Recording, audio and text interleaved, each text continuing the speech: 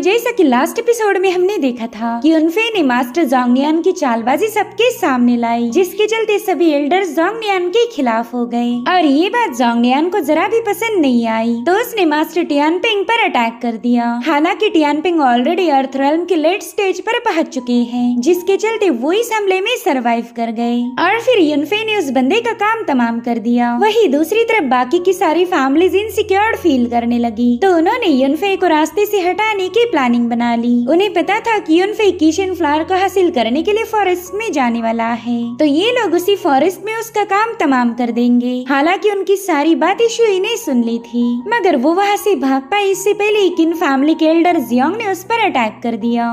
अब आगे तो इस एपिसोड की शुरुआत उसी सीन से होती है जहाँ पर शुई जियोंग के अटैक से घायल हुई थी, मगर उसे कुछ भी करके युनफे तक ये खबर पहुँचानी है कि बाकी के क्लैंस उसे मारना चाहते, लेकिन तब तक किन फैमिली का एल्डर अपने चमचों के साथ वहाँ पर पहुँच चुका था। इसलिए शुई तुरंत ही वहाँ से भागने की कोशिश करने लगी, लेकिन वो लोग उस पर लगातार हमले करते हैं, जिसके चलते शुई उनके हाथों मारी जाने वाली थी, लेकिन उतने में एक बंदी ने आकर उसे साइड में हटा दिया, जिसके चलते मास्टर जियोंग का अटैक वहीं पर डिस्ट्रॉय हो जाता है। ये सभी क्लैन लीडर्स देखते हैं कि शुई तो वहाँ से भाग निकली। अब उन्हें डर था कि कहीं शुई जाकर युनफे को उनके प्लान की खबर न कर दे। अगर उसने ऐसा किया तो फिर ये लोग चाहकर भी युनफे को खत्म नहीं कर पाएंगे।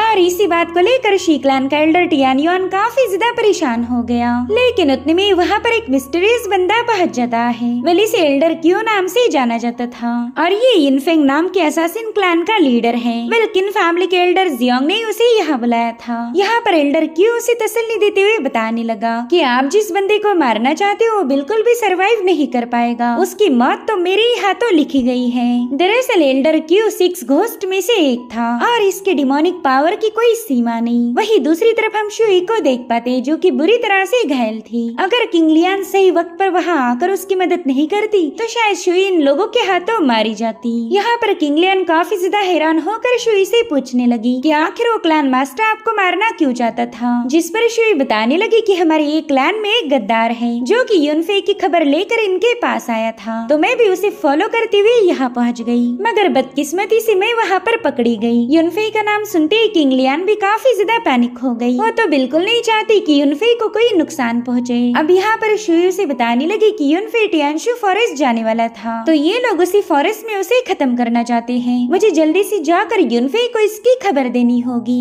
वैसे तो यहाँ पर शुई बुरी तरह से घायल थी, मगर वो बिल्कुल भी खुद की परवाह नहीं करती। उसने किंग लियान को बता दिया कि युनफे को इन्फॉर्म करना काफी ज्यादा इम्पोर्टेंट है, अगर उसे कुछ हो गया तो हमारा ये क्लैन डिस्ट्रॉय हो जाएगा। और इतना कहते साथ ही शुई वहाँ से रवाना हो गई। वहाँ पर एल्डर रोंग भी पहुँच गई थी, जो कि किंग लियान को समझाने लगी कि आपकी युनफे के साथ दोस्ती उसे महंगी पड़ेगी। आप जितना उसके करीब जाओगी युनफे को उतना ही नुकसान होगा, इसलिए मैं आपको सलाह दूंगी कि आप युनफे से दूरियां बना के रखो। जिस पर किंग लियान कहती कि मैं आपकी बात समझ पा रही हूँ, लेकिन ये आखिरी बार है जो मुझे युनफे के पास जाना पड़ेगा। अब यहाँ पर एल्डर रोंग उसे रोकना तो चाहती थी, मगर किंग लियान कहा ये उसकी सुनने वाली है। वो भी युनफे के पीछे टियानशु फॉरेस्ट की तरफ रवाना हो गई। अब ये सीन यहीं पर कट होकर हम यू को देख पाते हैं, जो कि कैरेज में बैठे बैठे डोमिनेटिंग हीरोइक ब्लास्ट की प्रैक्टिस कर रही थी, लेकिन उसकी इस टेक्निक का नाम सुनकर ही जाओ की हंसी छूट गई। वो कह रहा था कि तुम्हारा ये डोमिनेटिंग पंच तो मुझे एक बिल्ली के पंजे जैसा नजर आ रहा, इसलिए तुमने इस टेक्निक का नाम बदलकर म्याओ म्याओ पंच रख देना चाहिए। जिस पर यू भी गुस्से में कहने लगी कि मुझे नाम रखने के बजाय तुमने खुद के बारे में सोचना चाहिए।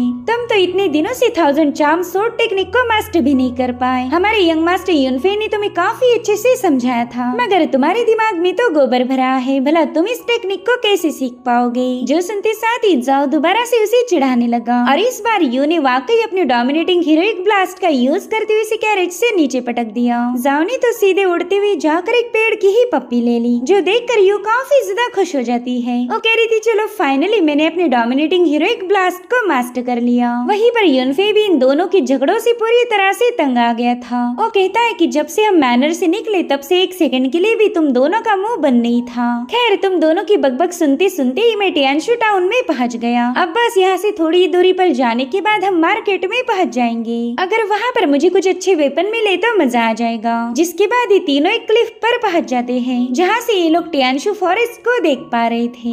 युनफे बता रहा था कि ये टियानशु फॉरेस्ट अपने मिथिकल बीस्ट के लिए काफी ज्यादा फेमस है। हम जितने इस फॉरेस्ट के डीप में जाएंगे उतने ही भयानक मिथिकल बीस्ट से हमारा मुकाबला होगा। जिसके बाद ये लोग टियानशु टाउन में पहुंच गए। वेल इस मार्केट में बहुत ही स्पेशल एलिक्सर और स्पिरिचुअल हर्ब सेल किए जाते थे। साथ ही साथ ये अपने रेयर वेपन्स के लिए भी मशहूर था। युनफे बता रहा था कि ये हमारी युआनयू सिटी का सबसे बड़ा फ्री ट्रेड मार्केट है, मगर यू की नजरें वहाँ पर मौजूद स्पिरिचुअल हर्ब या फिर वेपन पर नहीं थी, बल्कि उसे तो यहाँ के खाने के मजे लेने थे। और उतने में युनफे को टॉप क्वालिटी के वेपन्स नजर आते हैं, इसीलिए वो अपने साथियों से कहने लगा कि तुम इसमें से कोई भी वेपन चुन सकते हो, हमारी आगे की जर्नी में ये वेपन्स काम आएंगे। जो सुनते साथ ही जाओ ने तुरंत ही 2 हैमर्स को चूज कर लिया, मगर वो हैमर्स इतने ज्यादा भारी थे कि जाओ से हिले भी नहीं जाते। जो देखकर युनफे को उस बंदे पर हंसी आने लगी, मगर यू ने तो बड़ी आसानी के साथ उन हैमर्स को उठा लिया था। जो देखते साथ ही युनफे काफी ज्यादा हैरान हो गया। युनफे सोच रहा था कि ये लड़की बस दिखती है मासूम सी, लेकिन है बड़ी स्ट्रॉन्ग। वही दूसरी तरफ यू उन हैमर्स को देखकर कहने लगी कि ये तो मुझे जरा भी पसंद नहीं आए, और इतना कहते साथ ही उसने उन हैमर्स को थ्रो कर दिया, जिसमें से एक हैमर सीधे जाकर जाओ के पाँव पर भटक जाता है, जिससे वो बेचारा बुरी तरह से घायल हो गया। वहीं पर यू ने खुद के लिए 2 ब्लेड सिलेक्ट किए थे, मगर युनफे उससे कहता है कि तुम एक काम करो, हैमर्स तुम रख लो और ये मामूली सी ब्लेड जाओ के हवाले करो, एटलीस्ट जाओ इनका वजन तो उठा ही पाएगा। अब मार्केट में आगे जाने के बाद इन्हें एक बंदा नजर आता है जो कि एक टॉप क्वालिटी का ट्रू वेपन बेचना चाहता था। वो बंदा बता रहा था कि ये ट्रेजर हमारे एंसेस्टर से हमें मिला, मैं इसे बिल्कुल भी बेचना नहीं चाहता, लेकिन मेरे फादर काफी ज्यादा बीमार हैं, तो उनके इलाज के लिए मुझे 10,000 स्पिरिचुअल क्रिस्टल की जरूरत पड़ेगी। लेकिन वहाँ मौजूद लोगों को उसकी बातों पर जरा भी यकीन नहीं हो रहा था। उन्हें लग रहा था कि ये बंदा फेक वेपन बेचने की कोशिश कर रहा। और उतने में हमें युनफे की एम्परर सोल दिखाई गई, जो कि कह रही थी कि ये बंदा तो मुझे जाना पहचाना मालूम हो रहा। अरे हाँ, ये तो वही स्ट्रेंजर है जिसने पास्ट लाइफ में मुझे एक स्पेशल वेपन सेल किया था। और अब उस वेपन को चेक करते ही युनफे समझ गया कि ये तो वॉइड प्रोफाउंड गोल्ड से बनी हुई डैगर है। तो युनफे उस बंदे से कहने लगा कि मुझे तुम्हारा ये डैगर काफी ज्यादा पसंद आया, तो मैं इसे जरूर से खरीदना चाहूंगा, लेकिन उससे पहला मैं तुम्हारे फादर को चेक करना चाहता हूँ। साथ ही साथ युनफे की एम्परर सोल हम लोगों से कहने लगी कि मैं जानता हूँ तुम लोग मेरे बारे में क्या सोच रहे होंगे कि ये तो एक एम्परर था ना, फिर ये अचानक से एक हीलर कैसे बन गया। तो मैं अपनी सभी ऑडियंस को बताना चाहता हूँ कि मैं एक एम्परर के साथ साथ अल्केमी का ग्रैंड मास्टर था। इनफैक्ट मेरी कई सारी बैड एस आइडेंटिटीज हैं जिनके बारे में तुम्हें धीरे धीरे पता चलेगा। सो ये था एम्परर युनफे की तरफ से हमारे लिए एक डिस्क्लेमर। और अब युनफे ने तुरंत ही उस बंदे को हील करना शुरू कर दिया। वो जूमी फिंगर का यूज करते हुए उस बंदे के एक्यूपॉइंट को प्रेशराइज करने लगा, जिससे तो उस बंदे को तुरंत ही होश आ जाता है। अब अपने फादर को हील होता हुआ देखते साथ ही वो बंदा तुरंत ही युनफे के सामने अपना सिर पटकने लगा। उसे तो समझ ही नहीं आ रहा था कि वो आखिर युनफे का शुक्रिया अदा कैसे करे, इसलिए वो अपनी डैगर उसे फ्री में देने के लिए तैयार हो गया। मगर फिर भी युनफे ने इसे फ्री में लेने से मना कर दिया, क्योंकि वो जानता था कि ये डैगर कितनी ज्यादा स्पेशल है। इसलिए वो 10,000 स्पिरिचुअल क्रिस्टल देकर उस डैगर को उठा लेता है। मगर उतने में वहाँ पर एक मास्टर की एंट्री हो गई। वो युनफे से वो डैगर छीनते हुए कहने लगा कि ये डैगर हमारे यंग मास्टर को काफी ज्यादा पसंद आई थी, इसलिए अब तुम इसे चुपचाप से मेरे हवाले करोगे। वेल उस यंग मास्टर का नाम था शाओहेन और उसके मार्शल सर्वेंट का नाम था लिन लाओ, जो कि अर्थ रेल्म की लेट स्टेज का कल्टीवेटर है। मास्टर लिन युनफे को बता रहा था कि हमारे यंग मास्टर शाओहेंग यहाँ के प्राइम मिनिस्टर शाओ के बेटे हैं। अब प्राइम मिनिस्टर का जिक्र सुनते ही वहाँ मौजूद हर एक बंदा तुरंत ही वहाँ से रफा दफा हो गया। और उतने में ही शाओहेंग ने भी अपना मुंह खोला। वो बंदा बिल्कुल लड़कियों जैसी बात करता था, साथ ही उसका ठुमक ठुमक कर चलना किसी लड़की की चाल को भी फेल कर दे। वो युनफे से कहने लगा कि हैंडसम, मुझे जो चीज पसंद आती है मैं उसे जरूर से हासिल करता हूँ। इधर जाओ और यू तो उसकी हरकतें देखकर ही शॉक हो गए। यू कह रही थी कि इस बंदे ने कोई कल्टीवेटर नहीं होना चाहिए, बल्कि ये तो प्लेजर हाउस में ज्यादा सूट करेगा। उतने में युनफे मास्टर लिन के हाथ से अपना डैगर छीनते हुए कहने लगा कि मैं लड़कियों के मुंह नहीं लगता, वो तो काफी ज्यादा ड्रामेबाज होती। अब ये सुनते साथ ही शाओहेंग काफी ज्यादा भड़क गया। वो अपने उसी औरत वाले अंदाज में कहने लगा कि तुमने जो बोला हो दोबारा से दोहराओ, मैं अभी तुम्हारा कीमा बना दूंगा। तो जाओ ने फटाफट से जाकर उस बंदे के मुंह पर यूनफे ने कही हुई बातें दोहरा दी। वो कह रहा था कि मेरा दोस्त लड़कियों के मुंह नहीं लगता। इतना ही नहीं, इस बार तो यू ने भी उसे ताना मार दिया, जो सुनते साथ ही शाओ अपने पाँव पटक पटक कर चिल्लाने लगा कि मैं एक असली मर्द हूँ। पता नहीं तुम लोग मुझे औरत क्यों बुला रहे, मैं वाकई एक सच्चा मर्द हूँ। जिसके बाद वो लड़कियों जैसी तेवर दिखाते हुए मास्टर लिन को हुक्म देता है कि जल्दी से जाकर उन तीनों को खत्म कर दो। जो सुनते साथ ही मास्टर लिन भी अपनी पावर्स को एक्टिवेट करते हुए सीधे यूनफे पर हमला करने के लिए कूद पड़ा। यहाँ पर यूनफे अपने दोस्तों को लेकर तुरंत ही पीछे हट गया। साथ ही साथ वो मास्टर लिन से कह रहा था कि तुम तो अर्थ रेल्म के लेट स्टेज के कल्टीवेटर हो, वाकई मैंने एक गलत बंदे से पंगा लिया है। और उसके बाद इन दोनों में एक जबरदस्त मुकाबला शुरू हुआ, जहाँ पर मास्टर लिन और यूनफे ने एक दूसरे पर पाम अटैक किए थे। मगर इस फाइट में मास्टर लिन यूनफे पर पूरी तरह से भारी पड़ गया। यूनफे भी जानता था कि इन दोनों के दरमियान कल्टीवेशन का एक बहुत बड़ा गैप है, तो मास्टर लिन का मुकाबला करने के लिए उसने हेवनली एम्परर की सोल पावर को एक्टिवेट कर लिया, जिसकी पावरफुल ऑरा से टकराकर ही मास्टर लिन काफी पीछे पुश हो गया। यहाँ पर यूनफे कह रहा था कि मुझे कमजोर समझने की गलती मत करना, मगर उतने में ही यूनफे की सोल पावर वैनिश होकर उसकी हवा निकल गई, क्योंकि उसकी बॉडी इतनी स्ट्रॉन्ग नहीं थी जो एम्परर की पावर को ज्यादा देर तक होल्ड कर सके। इसलिए तुरंत ही अपना रवैया बदलते हुए कहने लगा कि मास्टर मेरी बातों को दिल पर मत लगा लो, मैं तो बस ऐवे ही बड़ी बड़ी फेंक रहा था। लेकिन मास्टर लिन तुरंत ही अपनी एनर्जी का यूज करते हुए यूनफे पर अटैक करना शुरू कर चुका। यहाँ पर यूनफे अपनी सोल डिवावरिंग नीडल का यूज करते हुए इसे रोकने की कोशिश करता है। हालांकि मास्टर लिन ने समय रहते सोल डिवावरिंग नीडल के अटैक को डॉज कर दिया, जिससे जमीन पर एक बहुत बड़ा धमाका हो गया। और इसी मौके का फायदा उठाते हुए यूनफे अपने दोस्तों को लेकर वहाँ से भाग निकलता है। और फिर मास्टर लिन की नजर पड़ी उस गहरे गड्ढे पर, जो कि यूनफे की सोल नीडल ने किया था। अगर ये नीडल अटैक उसकी बॉडी पर होता तो जरूर से यूनफे के हाथों मारा जाता। वहीं पर शाओहिंग उस पर चिल्लाने लगा कि मुझे उस बंदे की कटी हुई गर्दन चाहिए। उसने एक तो एक मुझे औरत बोला और फिर प्रोफाउंड गोल्ड वाला डैगर भी हमसे छीन लिया। इसलिए अगर आप उस बंदे को सबक नहीं सिखाओगे तो मैं आपसे नाराज हो जाऊंगा। जिस पर मास्टर लिन जवाब देता है कि मुझे उस बंदे की नीडल टेक्निक काफी ज्यादा पसंद आई, मैं जरूर से उस बंदे को ढूंढ निकालूंगा, फिर आपको आपका डैगर मिल जाएगा और मैं उससे वो टेक्निक हासिल करूंगा। वहीं दूसरी तरफ हम यूनफे और उसके दोस्तों को देख पाते, जो कि क्रोकोडाइल किंग वैली में पहुंच चुके थे। ज़ारियो कह रहे थे कि वो बुढ़ा तो काफी ज्यादा कमीना था, उसने तो सिर्फ एक डैगर के लिए हम पर जानलेवा अटैक कर दिया। और उतने में यूनफे ब्लड की वोमिटिंग करने लगा। उसने एम्परर की सोल पावर का यूज करने की वजह से वो घायल हुआ था। उसे इस बात पर गुस्सा आ रहा था कि एक अर्थ रेल्म के मामूली से कल्टीवेटर ने उसे पीछे हटने पर मजबूर कर दिया, जो कि उसके एम्परर टाइटल की शान में गुस्ताखी थी। इसीलिए यूनफे ने ठान लिया कि वो अब जल्दी से प्रोग्रेस करेगा, ताकि उसे दोबारा से जलील ना होना पड़े। वहीं पर ज़ारियो से बताने लगी कि हम तुम्हारी कल्टीवेशन को इम्प्रूव करने में तुम्हारी मदद करना चाहते हैं। जिस पर यूनफे कह रहा था कि तुमने हाल ही में नए वेपन्स खरीदे, तो उन्हें यूज करने का इससे अच्छा मौका तुम्हें नहीं मिलने वाला। मैं चाहता हूँ कि तुम दोनों मिलकर लो रैंकिंग वाले मिथिकल बीस्ट का शिकार करो, तुम्हें जंगल में ज्यादा डीप जाने की जरूरत नहीं। तो दोनों भी यूनफे से कहने लगे कि वो जरूर से इस मिशन में कामयाब होंगे। और इतना कहते साथ ही वो बड़े ही जोश के साथ मिथिकल बीस्ट का शिकार करने के लिए भागने लगे। मगर यूनफे उनसे कह रहा था कि तुम फॉरेस्ट में नहीं बल्कि टाउन में जा रहे हो। जो सुनते साथ ही उन दोनों ने इमरजेंसी ब्रेक लगाते हुए तुरंत ही अपने डायरेक्शन को बदल दिया। मगर थोड़ी दूरी पर जाने के बाद ये दोनों भी मुंह के बल पटक गए।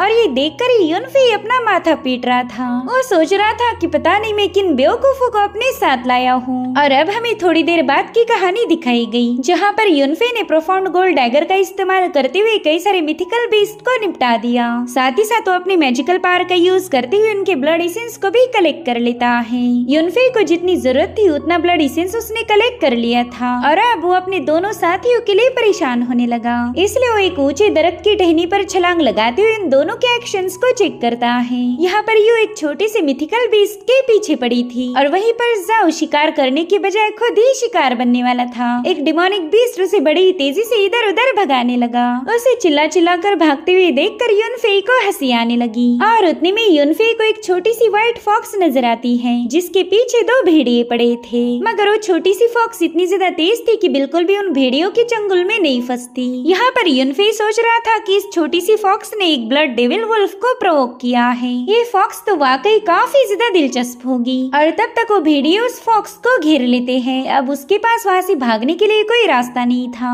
वहीं पर यूनफे ने देखा कि उस फॉक्स ने तो इन भेड़ियों का अर्थ मदर एसेंस मिल्क चुरा लिया है और इसी वजह से वो भेड़िए उसे मारना चाहते थे। इन इनफैक्ट वो फॉक्स इतनी ज्यादा हिम्मत वाली थी कि उसने उन भेड़ियों के सामने उसी सेंस को निगल लिया, जो देखकर वो भेड़िए इतने ज्यादा भड़क गए कि उसे खत्म करने ही वाले थे। लेकिन तभी युनफे ने बीच में छलांग लगा दी। अब युनफे को देखते साथ ही वो फॉक्स तुरंत ही आकर उसे लाड़ करने लगी। यहाँ पर युनफे उससे कह रहा था कि तुमने इनका ट्रेजर चुराया और उसे उन्हीं के सामने डिवोर भी कर लिया। तुम्हारी हिम्मत की तो दाद देनी चाहिए। सच बताओ तो तुम्हारा ये स्टाइल मुझे काफी ज्यादा अच्छा लगा, तुम तो बिल्कुल मेरे जैसी हो। और फिर युनफे ने तुरंत ही उसमें से एक भेड़िए पर अपने प्रोफाउंड गोल्ड डैगर से अटैक कर दिया, जिसके चलते उस भेड़िए का काम वहीं पर तमाम हो चुका था। जो देखते साथ ही दूसरा भेड़िया तुरंत ही हाउल करने लगता है। वो अपने साथियों को यहाँ पर बुला रहा था, जिसके बाद वो अपनी पावर्स को इंक्रीज करते हुए तुरंत ही युनफे पर अटैक करने के लिए कूद पड़ा। तो युनफे हेवनली विंड स्टेप टेक्निक का यूज करते हुए इधर उधर भागने लगा। साथ ही साथ वो छोटी फॉक्स भी उसका पीछा कर रही थी, मगर उस फॉक्स ने अपनी डायरेक्शन बदल कर उस भेड़िए को डिस्ट्रैक्ट कर दिया। तो भेड़िया युनफे को छोड़कर फॉक्स के पीछे जाने लगा। हालांकि वो उस फॉक्स को खत्म कर पाई इससे पहले युनफे ने उस पर हमला कर दिया, जिसके चलते उस वुल्फ का काम वहीं पर तमाम हो चुका था।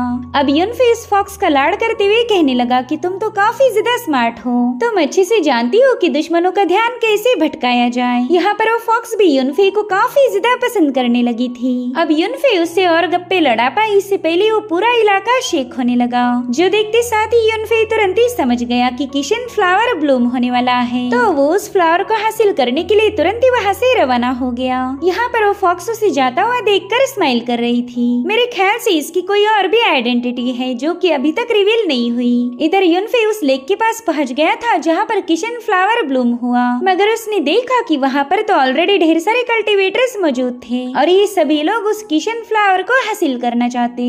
और उतने में शाओहेंग भी ठुमकते हुए वहाँ पर पहुँच गया। वो सबको बता रहा था कि मैं इंपीरियल सिटी के प्राइम मिनिस्टर शाओ का तीसरा बेटा हूँ, इसलिए मेरे अलावा इस किशन फ्लावर को कोई और छू भी नहीं सकता।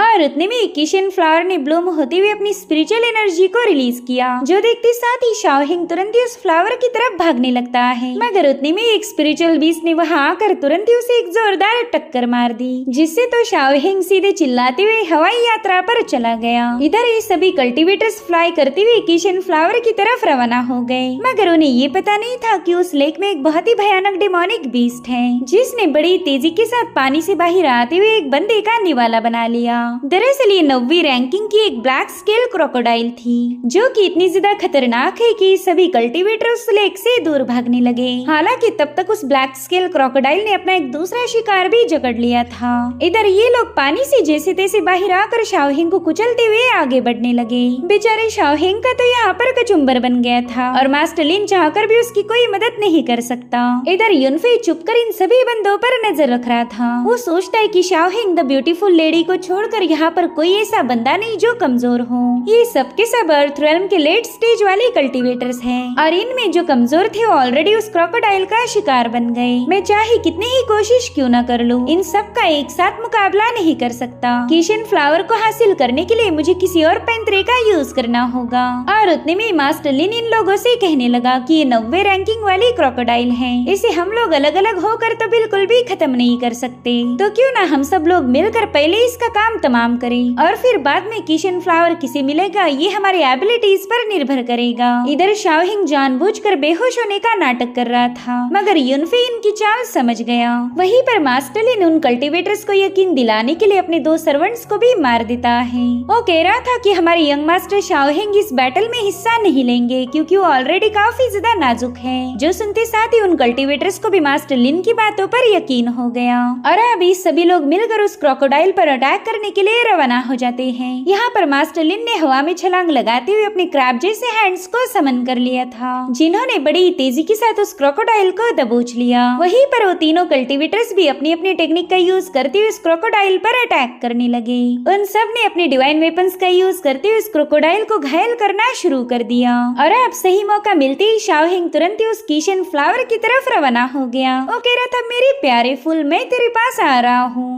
अब उसे भागता हुआ देखकर वो कल्टीवेटर्स मास्टर लिन पर काफी ज्यादा भड़क गए। वो कह रहे थे कि इस बंदे ने बेहोश होने का नाटक किया था और तुमने हमें अपने जाल में फंसाया। अब वो लोग किशन फ्लावर की तरफ जा पाए इससे पहले मास्टर लिन ने उन सभी के वेपन्स को होल्ड कर लिया। वो कह रहा था कि तुमने इस क्रोकोडाइल को ट्रैप किया है और इसने तुम्हें ट्रैप किया, इसीलिए मैं चाहता हूँ कि चुपचाप से इसे सप्रेस करने में मेरी मदद करो, क्योंकि अगर ये आजाद हुई तो फिर हम सब के सब मारे जाएंगे। वही दूसरी तरफ शाओहिंग लड़कियों जैसे चिल्लाते हुए खुश होकर किशन फ्लावर की तरफ आगे बढ़ रहा था, मगर उसकी औरतों वाली चाल को बीट करते हुए युनफे ने सीधे उसके मुंह पर एक लात चिपका दी और फिर सही मौका मिलते ही युनफे ने तुरंत ही उस किशन फ्लावर को हासिल कर लिया। युनफे की इस हरकत की वजह से शाओहिंग तो काफी ज्यादा भड़क गया था और चिल्लाते हुए कह रहा था कि कुत्ते कमीने कही कि मैं तुझे जिंदा नहीं छोड़ूंगी, ओ सॉरी नहीं छोड़ूंगा। तूने तो हमारे पूरे प्लान की बैंड बजा दी। सबसे पहला तो तूने मुझे औरत बोला और फिर प्रोफाउंड गोल्ड टाइगर को भी छीन लिया, लेकिन इतने से भी तेरा दिल नहीं भरा था जो तूने किशन फ्लावर भी मुझसे छीन लिया।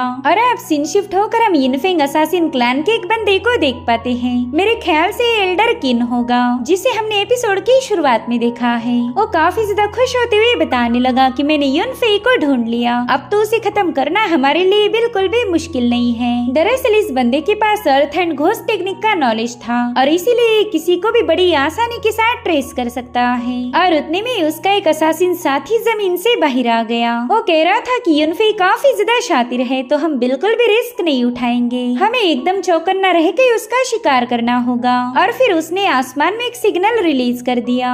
हो सकता है कि यिनफेंग असासिन क्लैन के दूसरे मेंबर भी जंगल में फैले हुए हो, तो वो भी इस सिग्नल को देखकर युनफे को खत्म करने के लिए तैयार हो जाएंगे। और इसी के साथ एपिसोड यहीं पर एंड हो जाता है। Thank you so much for watching. Bye bye, take care.